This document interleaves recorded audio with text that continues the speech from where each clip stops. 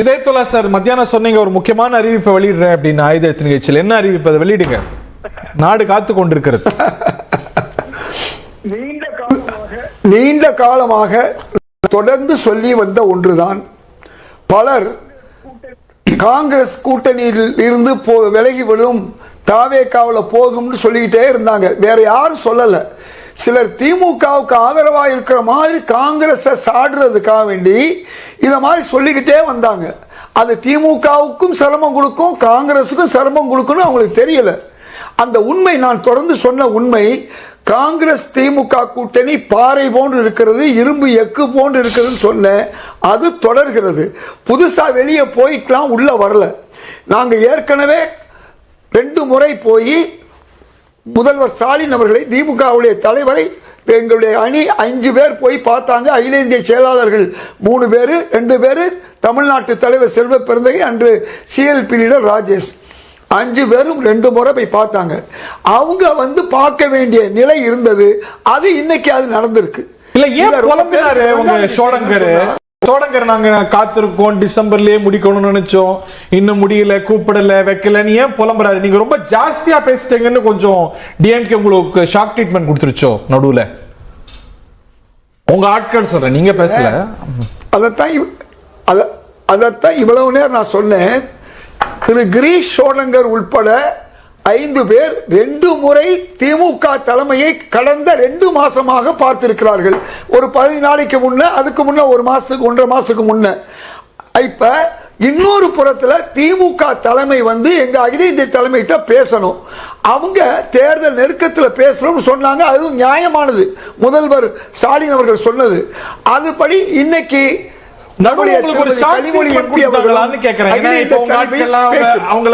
பயிற்சிக்கிற மாதிரி இல்ல அவங்கள சீன்ற மாதிரி பேச, அதிகாரத்துல அதத்தா இதை கொண்ட அப்படின்னு கேட்க, அதனால கொஞ்சம் ஷார்ட் ட்ரீட்மெண்ட் கொடுத்துச்சோ திமுக நடுவில் உங்களுக்கு?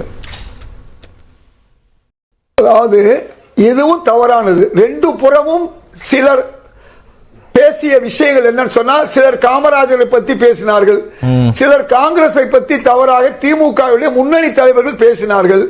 அதே மாதிரி இந்த பக்கத்தில் 2 பேர் எங்களுக்கு அதிகாரத்தில் பங்கு கொடுங்க, எங்களுக்கு கூடுதல் சீட்டு கொடுங்கன்னாங்க. ஆனா இது முக்கியமல்ல. முடிவெடுக்கிற இருப்பது யார் சொன்னா, தமிழக முதல்வர், திராவிட முன்னேற்ற கழகத்துடைய தலைவர் ஸ்டாலின் அவர்கள். அவரு சரியான நேரத்தில் சரியான முடிவு எடுப்பார் என்று எங்க அகில இந்திய தலைமைக்கு தெரியும். அதற்கு இடையில அங்கொன்றும் இங்கொன்றுமாக சிலர் பேசினார்கள். ஆனா அதை ஒரு பெரிதுபடுத்தி நாங்க விஜயோடன் செல்லுகிறோம், நாங்க ஏற்கனவே கமலஹாசனுடன் செல்லுகிறோம் சொல்லவும் இல்லை. அன்னைக்கு அதே சில ஊடகங்கள் இருக்கக்கூடிய இந்த பத்திரிகையாளர் போர்வையில் இருப்பவர்கள் தான் கமலஹாசனுடன் போவார்கள் என்று சொன்னார்கள். ஆனால் நடந்தது என்ன? 25 இடங்கள் கொடுத்தாலும் இந்த கூட்டணி வலிமையான ஒரு கூட்டணியாக இருக்கிறது. இந்த கூட்டணி எப்படி வெல்ல வேண்டும்? பாஜகவுக்கு அடிமையாக இருக்கக்கூடிய அதிமுக ஆட்சி அகற்ற வேண்டும், அகற்ற வேண்டும் என்பதற்காக கமலஹாசனை காட்டி இங்க பேரம் பேசுனீங்க, விஜய் காட்டி நீங்க பேரம் பேசுறீங்கிற ஒரு பார்வை இருக்கு. அதை நீங்க மறுப்பீங்க, மறுத்துதான் ஆகணும். பட் அதுல ஒரு அயோட்டா ஆஃப் ட்ரூத் இல்லாமையா இருக்கு. இங்க மட்டும் இல்ல, இந்தியா ஃபுல்லா அப்படிதான் பண்ணிட்டு இருக்காங்க. இந்தியா ஃபுல்லா அது பிராக்டிஸா வச்சிருக்காங்க. வாய் உள்ளவர்கள் பேச முடியும், வாய் உள்ளவர்கள் எதையும் பேசலாம், யாரையும் தடுக்க முடியாது. எங்களை பொறுத்தவரை ஒரு நான் ஆரம்பத்தில் சொல்றேன், திரு ராகுல் காந்தி அவர்களும் திரு ஸ்டாலின் அவர்களும் சகோதரத்துவ உணவோடு இருக்கிறாங்க. நடு சாலையில தாண்டி மீடியனை தாண்டி போய் ஸ்வீட் பாக்ஸ் வாங்கிட்டு வந்து என் சகோதரர் கொடுத்தாரு. நீங்க எல்லாம் சரியா இருக்குன்னு காட்ட முயற்சி செய்வீங்க. அது உங்க பொசிஷன்ல தான் காட்டணும்.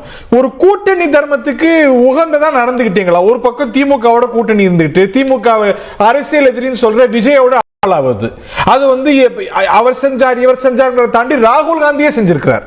அவங்க அவருக்கு முதல்ல குரல் கொடுப்பது, அவங்களுக்கு பேசுவது, பரிந்து பேசுவது, இதெல்லாம் கூட்டணி தர்மத்துக்கு உகந்த செயலாம். நீங்க தவறா புரிந்து கொண்டிருக்கிறீர்கள். நன்றாக புரிஞ்சுக்குங்க. அது எந்த கட்சியாக இருந்தாலும் சமூக நீதிக்கு எதிராக ஜனநாயக விரோதமாக பாஜக செய்யும் போது அகில இந்திய அளவிலே பாஜகவை எதிர்க்க வேண்டிய கட்டாயம் காங்கிரசுக்கு உண்டு. அவர்கள் ஜனநாயகத்தை மீறி ஜனநாயகங்கிற படத்துக்கு எதிராக வேண்டுமென்றே தவறு செய்தார்கள். திமுக தான் செஞ்சதுன்னு சொல்ற விஜய் போன் பண்ணி பேசுறது கூட்டணி தர்மமா? நான் இப்போ சொல்றேன், திமுகவுக்கு என்னைக்கு நாங்க எல்லா வகையிலும் ஆதரவா தான் இருக்கோம். கரூர் சம்பவத்திலேயே என்ன உண்மைன்னு அறியணும். திமுக வேற, காங்கிரஸ் வேற. காங்கிரஸ் என்பது ஒரு அகில இந்திய கட்சி. எல்லா விஷயங்களும் ஆய்ந்து அறிந்துதான் செய்யணும். அதே நேரத்தில் எங்களுடைய பொதுச் செயலாளர் கே.சி. வேணுகோபால் அடுத்த நாளே கரூர்ல இருந்தார். உங்களுக்கு தெரியாதுல, விஜய் போகல, பாஜக தலைவர்கள் போகல. அதை பார்த்துட்டு பாஜக தலைவர்கள் ஓடோடி வந்தார்கள். நான் எது கேட்கிறேன்னு சொன்னா, உங்களுக்கு தெரியும், 2வது நாள் காலையிலே திரு கே.சி. வேணுகோபால் மருத்துவமனைக்கு சென்றார். நான் அறுதிட்டு சொல்றேன். அப்ப சார், அந்த மக்களோட நிக்கிறது பிரச்சனை இல்ல சார், அந்த மக்களோட நிக்கிறது பிரச்சனை இல்ல. திமுக தான் செஞ்சதுன்னு சொல்லக்கூடிய, திமுகவா அந்த இன்சிடென்ட்க்கு ப்ளேம் பண்ணக்கூடிய விஜயோட அளவலாக உங்களுக்கு என்ன வேலை? அதை விட்டுருவோம். எஸ்எஸ்சி திரு விஜயோடைய தந்தையார் இன்னைக்கு உங்களுக்கு அழைப்பு கொடுத்திருக்கிறார். அதுக்கு உங்க பதில் என்ன? திரும்பவும் நீங்க ஒரு தவறு சொல்றீங்க. அவர் திமுக எதுக்கல, காவல்துறை தவறு செய்தது அப்படின்னு அவர் சொன்னாரு. அது திமுகங்கிறது எதிர்கட்சி. கேளுங்க, அவருக்கு எதிர்கட்சி திமுக. அவர் சொல்லலாம். எங்க பொறுத்தவரை அந்த இடத்தில் இருந்த 41 பேர் அது படுகொலை செய்யப்பட்ட மாதிரி செய்யப்பட்டார்கள். அந்த இடத்துக்கு நாங்க உடனே போய் ஆகணும். காங்கிரஸ் அதுக்கு காரணம் யாரு? கூட்டத்தை ஓடியது யாரு? இல்ல, படுகொலை மாதிரி யாரால செய்யப்பட்டாங்க? அதுதான் அந்த காரணம் யாரு? முதல் காரணம் யாரு? கூட்டத்தை கூட்டியவர், கூட்டத்துக்கு வந்தவர், தாமதமாக வந்தவர், காவல்துறை. அவருக்கே போன் பண்ணி பேசுறீங்க. திரும்ப சொல்றேன், மக்களை இப்ப திரும்பவும் உங்களுக்கு சொல்றேன், மருத்துவமனைக்கு சென்று பார்த்தோம்னு தான் நான் சொன்னேன். அத கூட பொதுவா விளங்காத ஒரு சூழ்நிலை இல்ல சார். மருத்துவமனைக்கு போய் பார்க்கிறது பிரச்சனை இல்லையே. இப்ப பிரச்சனை போன் பண்ணி பேசினது தானே. போன்ல உங்க கூட்டணி தலைவருடைய எதிரியோட அளவலா உங்களுக்கு என்ன வேலை? இந்த தவறை ஏன் செய்தீர்கள் நான் கேக்குறோம். நாங்க ராகுல் காந்தி பேசுறது, ராகுல் காந்தி போன் பண்ணி விஜய் கிட்ட ஏங்க தாமதமா போனீங்க? ஆமா. ஓஹோ, இந்த தவறுக்கு என்ன காரணம்? இந்த தவறுக்கு என்ன காரணம் தெரியுமா? தாமதமாக வந்ததா சொல்றாங்க என்றெல்லாம் கேட்டிருக்கிறார். அதனால நீங்க எக்ஸ்க்ளூசிவ் தமிழ் தானா? உங்களுக்கு தெரியாது பாருங்க, உங்களுக்கு தெரியாது, யாருக்கும் தெரியாது. ராகுல் காந்தி என்ன செஞ்சிருப்பாருன்னு எங்களுக்கு தெரியும். விஜய்க்கு போன் பண்ணி ஏன் தாமதமா போனீங்க, ஏன் இதுக்கு காரணமா இருந்தா அப்படின்னு போன் பண்ணி திட்டி இருக்கிறாரு போன். அது ஒரிஜினலா மத்தவங்க எல்லாம் வேற என்ன சொல்லிட்டு இருக்காங்க. எங்களுக்கு திரு ராகுல் காந்தி ஒரு அகில இந்திய தலைவர். அவர் இந்த இவ்வளவு பெரிய சம்பவம் நடந்திருக்கு என்னன்னு விசாரிக்கிறதுல அவருக்கு உரிமை. இவ்வளவு நேரம் சீரியஸா பேசிட்டு இருந்தீங்களே, இதை சொல்ல சார். மிரட்டிய ராகுல், மிரண்ட விஜய். நீங்க கேட்ட கேள்விக்கு வர்றேன். திரு சந்திரசேகர் அவர் எனக்கு நண்பர், எங்க ஊருக்கு பக்கத்து ஊருக்காரரு. அவர் தாயார் எங்க ஊர்ல வேலை செஞ்சிருக்காங்க. நாங்க 2 பேரும் பேசியிருக்கோம். ஆனா சந்திரசேகருக்கும் தாவேகாவுக்கும் என்ன சம்பந்தம் அடுத்த விஷயம். அவருடைய தந்தையார், அவ்வளவுதான். நான் என்ன கேட்கிறேன், காங்கிரஸ் இங்கே பேசப்பட்டது கொஞ்ச நேரத்துக்கு முன்னாடி 2 நண்பர்களும் அழகா பேசினாங்க. காங்கிரஸ் ஒரு நியூக்ளியஸ். காங்கிரஸ் இருந்தால் அங்கே சிறுபான்மை வாக்குகள் வரும். விசிகா போன்ற கட்சிகள் கூட இருக்கும். காங்கிரஸ் இருப்பது திமுக கூட்டணிக்கு மிக வலிமையானது என்பதை 2014 நாங்க 2 பேருமே பிரிஞ்சதன் விளைவு, நாங்க 2 பேருமே பின்னடைவை சந்திச்சோம். அதற்கு பிறகு தமிழக முதல்வர், இன்று முதல்வராக இருக்கக்கூடிய திராவிட முன்னேற்ற கழக தலைவர் ஸ்டாலின் அவர்கள் 2016 இருந்து இந்த கூட்டணி வலிமையா இருக்குது. நான் இப்போ சொல்றேன், இந்த திமுக காங்கிரஸ் கூட்டணி இருக்கக்கூடிய மற்ற கட்சிகள் எல்லாம் 2016 இல்ல, மக்கள் நல கூட்டணியில் இருந்தாங்க. நாங்க தான் தொடர்ந்து இந்த கூட்டணியில் இருக்கோம். இது தொடரும்ங்கறீங்க. ஓகே, நன்றி. அதனால தொடருமா? நிச்சயமா தொடரும்.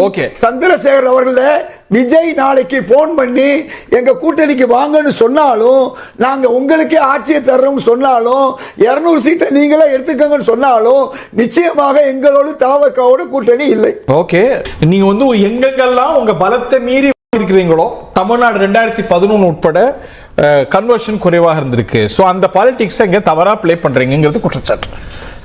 இதயத்தோட கை தூக்கினீங்க.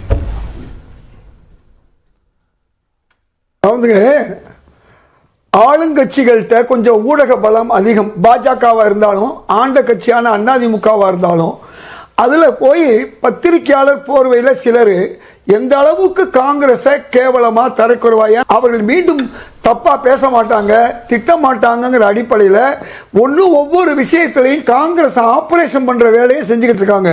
இது திமுக கூட்டணியை பலவீனப்படுத்தும். அதை பலவீனப்படுத்துறதுக்காக வேண்டி பல்வேறு வகையில் இதை செய்யறாங்க. என்ன காரணம் சொன்னா, உங்களுக்கு காங்கிரஸை பொறுத்தவரை நான் ஏற்கனவே சொன்ன மாதிரி எதையாவது பேசி அந்த திமுகவுக்கு ஆதரவு பண்ற மாதிரி இந்த திமுக கூட்டணியை பலவீனப்படுத்துவதற்கு எல்லா முயற்சியும் எடுக்கிறார்கள். நான் மீண்டும் சொல்றேன், கட்சி ஒவ்வொரு மாநிலத்திலும் ஒவ்வொரு ஸ்ட்ராட்டஜி இருக்கும். ஒவ்வொரு பாருங்க, ரெண்டு பக்கம் இருக்குன்னு நான் ஏற்கனவே சொன்னேன், நீங்க விளங்கல. நீங்க ஒரு கட்சி, நான் ஜனநாயக கட்சி, திமுக ஒரு தனி கட்சி, அதே மாதிரி பிசிக ஒரு தனி கட்சி, கம்யூனிஸ்டுகள் ஒரு தனி கட்சி. பல விஷயங்கள் எங்களுக்குள்ள இருக்கும். திமுக ஆட்சியில் குறைகள் இருந்தால் நாங்க சொல்லுவோம், பிசிக சொல்லும், கம்யூனிஸ்டுகள் சொல்லும். ஆனா இன்றைய முதல்வர் அதை சரி செய்து கொண்டிருக்கிறார். அதனாலதான் இன்றைக்கு முதல்வர் மதிக்கிறோம். இன்னைக்கு 4 வருஷம் பேசாம தேர்தலுக்கு 3-4 மாசத்துக்கு முன்னாடி ஆட்சியில பங்கு, அதிகாரத்துல பங்கு கேட்கறது கூட்டணி தர்மமா? பொதுமக்களுக்கு தெரியும். தேர்தல் நேரத்தில் தான் தேர்தலை பத்தி பேச முடியும். உங்களுக்கு தெரியாதுக்கு பதில் சொல்ல முடியாது. தேர்தல் சீட்டு கேட்கறது பாருங்க, ஒரு விஷயத்தை புரிஞ்சுக்கங்க. மக்கள் வந்து ஒன்றும் ஏமாளிகள் இல்லை, அல்லது அவர்களுக்கு விவரம் தெரியாதவர்கள் இல்லை. தேர்தல் நேரத்தில் தான் தேர்தலில் சீட்டு வேணும், பங்கு வேணும்னு கேட்பாங்க. மீதி நேரத்தில் கேட்டா அது அறிவாளி கூட கேட்க, முட்டாள் கூட கேட்க மாட்டாங்க. நான் இன்னும் சொல்றேன், நான் சொல்லக்கூடியது கடந்த 4.5 ஆண்டுகளாக நாங்கள் சொல்லக்கூடிய தேர்தல் நேரத்தில் சீட்டு இடம் மாறுவதோ, சீட்டுடைய எண்ணிக்கை மாறுவதோ இவையெல்லாம் சகஜம், இயல்பு. உங்களுக்கே தெரியும், நாங்க 80 இருந்தோம், 60 இருந்தோம், 45 இருந்தோம். இதெல்லாம் தெரியாதா? அதனால திருப்பி இப்ப நாங்க 25 கூடுவோம். ஏன் 25 ஒத்துக்கிட்டோம்? எப்படியாவது ஆட்சியை பிடிக்கணும், அதிமுகவுடைய அடிமை ஆட்சியை வீழ்த்தணும், தமிழர்கள் விரோத ஆட்சியை வீழ்த்தணும், நாம எல்லாம் ஒன்றிணைந்து நாங்க அதை எதிர்பார்த்தோம். அதே மாதிரி இப்ப நாங்க அண்ணன் தம்பிகளாக இருக்கோம், பங்காளிகள் தான்.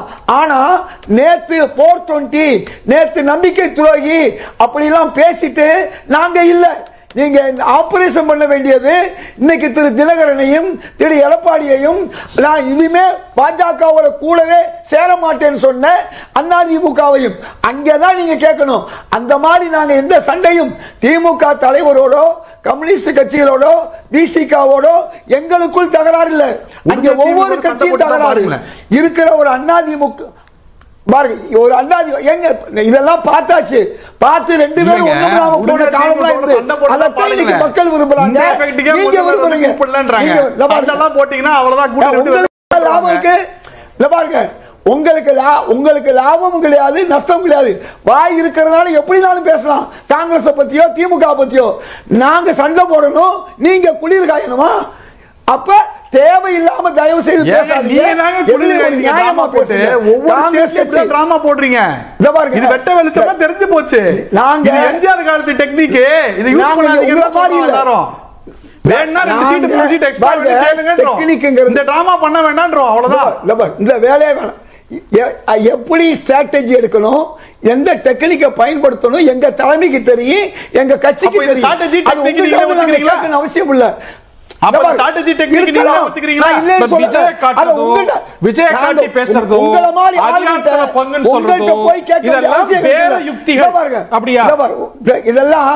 இதெல்லாம் உங்களுக்கு நீங்க ஒரு சீட்ல நிக்க போறீங்களா? இல்ல. நீங்க வந்து எந்த கட்சியில இருக்கீங்களா? இல்ல. வாய்க்கு எதைனாலும் பேசி எங்களுக்குள்ள உள்ள அந்த உறவை துண்டிக்கிறதை முயற்சி பண்றீங்க. யாருமே இந்த பேசவே வந்திருக்காதே. ஓகே, நீ கனிமொழி மீட்டிங் முடிஞ்ச உடனே எல்லாம் சுமூகமா போயிருக்குமே. நீங்க எல்லா பேசிக்கிட்டே வந்தாங்க சார். எங்க கட்சிக்காரன் தான் பேசுவாங்க. உங்களையா நாங்க கூப்பிடுவோம். திமுக கட்சிக்கு திமுக வருவாங்க. உங்களையா நாங்க கூப்பிடுவோம். அறிவா பேசுங்க சார். சினிமா இது ஒரு டெக்னிக். இது ஒரு டெக்னிக். கொஞ்ச நேரத்துக்கு முன்னால நான் ஒத்துக்கோங்கன்ற ஓபனா என்ன இருக்குன்னு கேக்குறேன் சார். கொஞ்ச நேரத்துக்கு முன்னால சினிமாவை பத்தியே தெரியாம ஏதோ ரஜினி விஜய் வந்து பிளாக் டிக்கெட் விற்கிறாங்க சொன்னீங்க. அது எப்படி நடக்குங்கிற உண்மை கூட உங்களுக்கு தெரியலையா? என்ன நடக்கும்?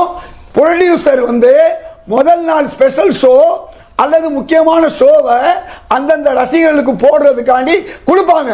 அந்த ரசிகர்கள் கூடுதல் பணத்தை கொடுப்பாங்க. இந்த சாதாரண விளக்கம். இதுக்காண்டி வந்து ரஜினி விஜய் அவர்களும் பிளாக் டிக்கெட் வந்து போறதில்ல போல இருக்கு. நீங்க சின்ன வயசா இருந்தப்ப சென்சார் போர்டுல இருந்தவன். நீங்க வாய் இருக்கிறதுனால நடிகர்களையோ தலைவர்களையோ கட்சியையோ கேவலமா பேசாதீங்க. ஒரு ஆளுங்கட்சிக்கு சப்போர்ட் பண்ணா உங்களுக்கு ஏதாவது கிடைக்கும். கூட்டணி கட்சியை பத்தி பேசுறீங்க. கூட்டணி கட்சி பேசுறீங்க. நாங்க யார் தப்பா பேச வேணாம். நியாயமா பேசுவோம், முறையா பேசுவோம். யாரையும் கேவலமா பேச வேணாம். அசிங்கமா பேசி நீங்க உங்க பேச்ச மக்கள் கேட்கணும். உங்க பேச்ச மக்கள் எப்ப கேட்பாங்க? நம்மகிட்ட தர்மம் இருக்கணும், நியாயம் இருக்கணும்.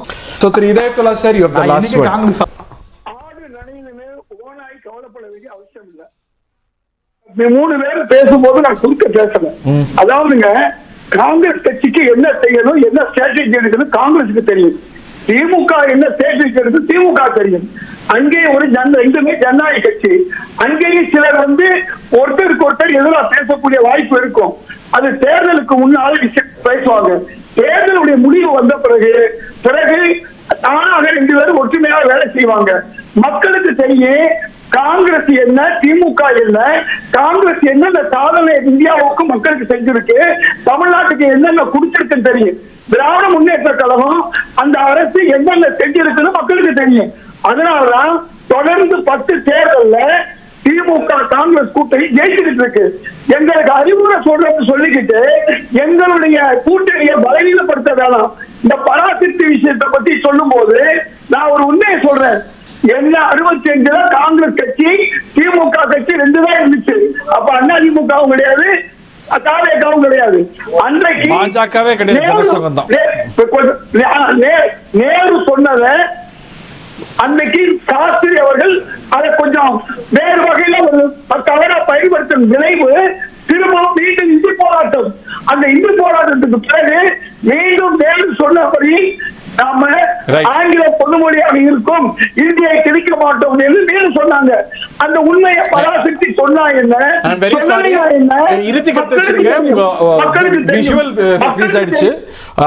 உங்க கருத்துக்கள் நான் புரிஞ்சுக்கிறேன். இறுதியா பஞ்சா சொல்லிடுங்க. இந்த விவாதத்துடைய தலைப்பு விஜய் தரப்பு கோரிக்கை வைக்கிறது, கை கொடுப்பீங்களா கை விடுவீங்களா?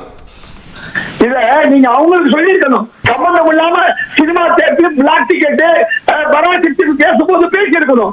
நமக்கு ஒரு தெளிவான முடிவுல இருக்கும்.